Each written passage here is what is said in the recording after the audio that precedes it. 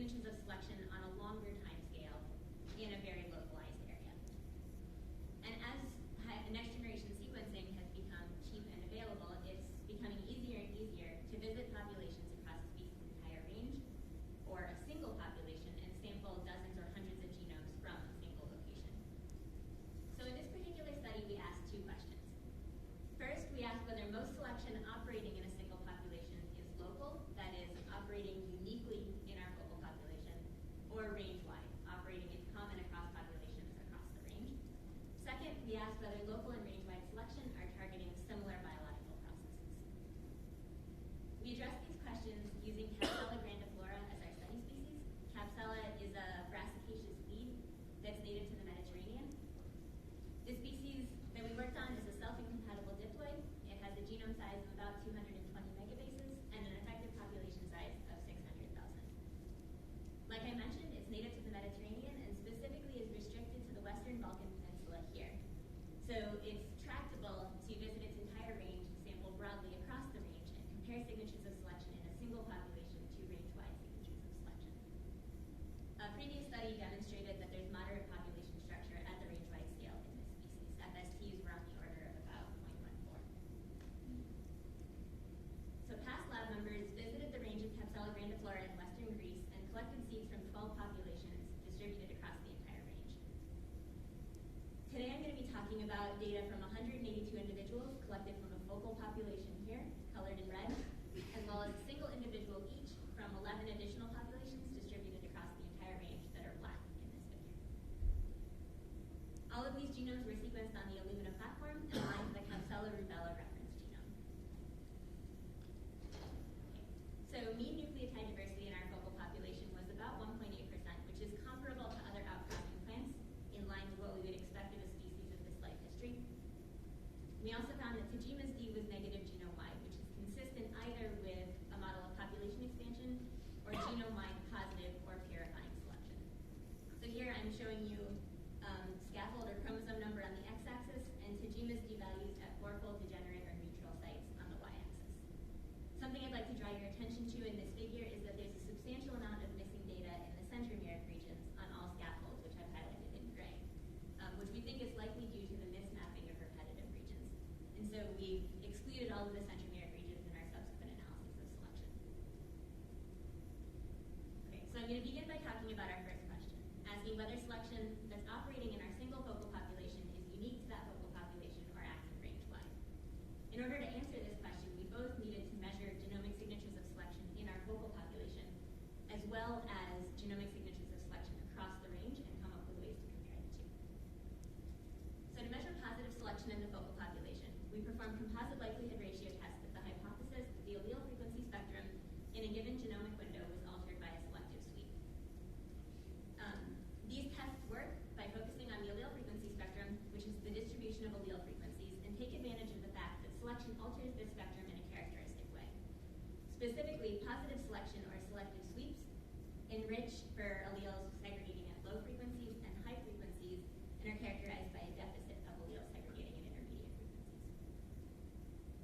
In order to measure differences in selection between the focal population and the rest of the range, we performed a cross-population analog of the composite likelihood ratio test that specifically tests for allele frequency differentiation.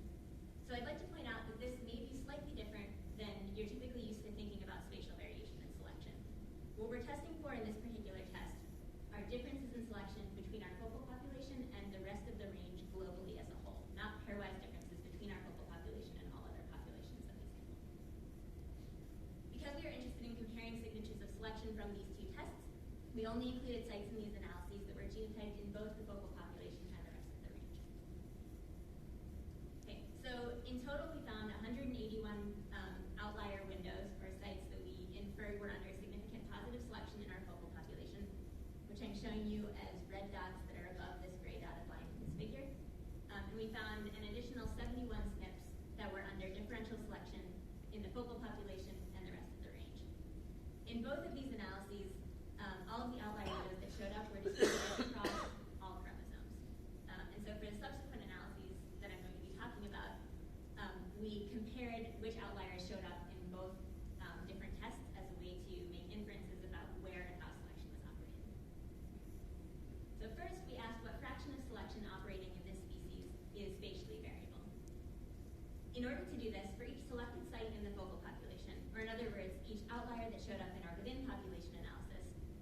asked whether it was significantly differentiated from the rest of the range, whether it's an outlier in the cross-population analysis, using a distance-based matching approach that I'm happy to talk to you guys about afterwards if you have questions. If it was, we inferred that it was under spatially variable selection. If not, we inferred that it wasn't under spatially variable selection. Then by counting up the number of sites in both of these categories, we can infer whether selection is mostly spatially variable or operating mostly range-wide based on whether the majority of sites are under spatially variable selection or not. When we performed this comparison with our real data, we found evidence that most selection operating in the species is range-wide. In other words, not restricted to or unique to the focal population. 175 out of the 181 significant sites under selection in the focal population did not show up in our cross-population analysis, meaning that they weren't significantly differentiated between our focal population and the rest of the range.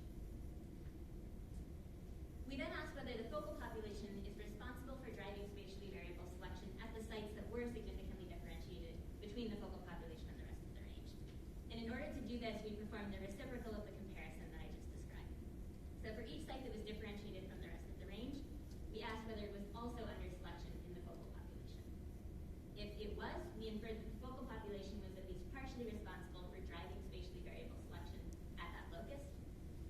Oh no. Oh no. If not, then we inferred that the focal population was not driving spatially variable selection at that locus. And so similar to the past analysis, we tabulated the relative frequencies of loci that fell into these two different categories, and we're able to infer that most spatially variable selection was driven by the focal population if most sites that were differentiated from the rest of the range were also under selection in the focal population. If not, we inferred that most spatially variable selection was driven by selection operating in other populations. And in this comparison, we found that the vast majority of sites that were differentiated from the rest of the range were not under selection in the focal population, suggesting that spatially variable selection in this species is predominantly driven by selection operating in other populations across the rest of the range. Okay, so finally, we asked whether local and range-wide selection in this species are targeting similar biological processes. So specifically meaning whether selection is operating across the range versus unique to the focal population are targeting similar biological functions, at least as determined by gene ontology analyses at the level of these outlier windows. In order to answer this question, we identified the Capsella rubella gene that was closest to the center of each outlier window, and then performed a gene ontology analysis on their Arabidopsis thaliana orthologs. And I'd like to point out that we focus specifically on sort of the highest level of categorization of biological processes. So this is a fairly coarse cut of the types of biological processes that selection might be targeting. In this analysis, we found that the biological functions of outlier loci from the within and cross-population analyses were similar, suggesting that, at least broadly speaking, the targets of selection operating unique to the focal population and across the range aren't distinguishable at the level of biological processes at the level of these genes.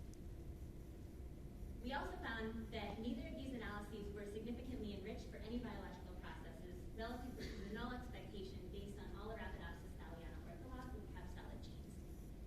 So this suggested to us that the sources or agents of selection acting in this population and in this species are fairly diverse, as you might expect from a genomic snapshot of all of the agents of selection operating. Okay, so in conclusion, we found that most positive selection, in Capsella grandiflora appears to be acting range-wide, or at least that it's not unique to the focal population in which we focus our estimates of selection and our sampling. We also found that the majority of spatially variable selection in the species was not driven by selection operating in the focal population. Although in the context of evolutionary ecology, we still have a little ways to go in terms of inferring exactly what populations and what agents of selection is driving that variation in selection, because we have populations scattered across the entire span of the range that may be subject to very, very different sources of selection. We found that the biological processes targeted by local selection in this species were extremely broad, probably because we are capturing an extremely broad snapshot of the ecological agents of selection acting here. And I think that brings me to what I think would be one of the more interesting follow-ups of work like this, which is to actually identify the agents of selection responsible for generating selection at the level of the genome. I think a really powerful way to start to get at questions like this is to use population genomic analysis